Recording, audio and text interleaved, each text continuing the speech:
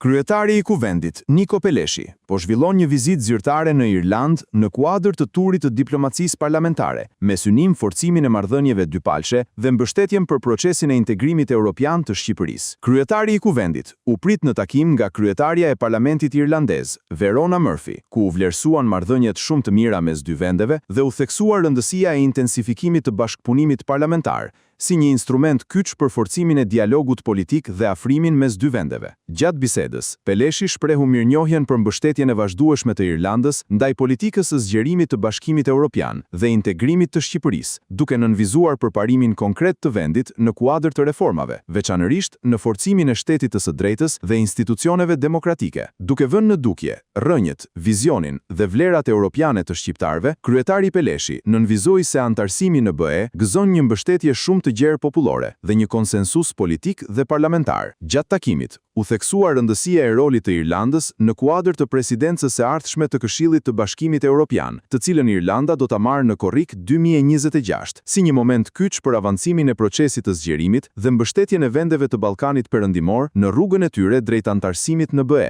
Palët diskutuan gjithashtu mbi zgjerimin e bashkëpunimit në fusha me interes të përbashkët, si ekonomia, turizmi, energjia, inovacioni dhe arsimi, si dhe mbi rolin e diasporës shqiptare në forcimin e lidhjeve kulturore dhe shoqërore mes dy vendeve.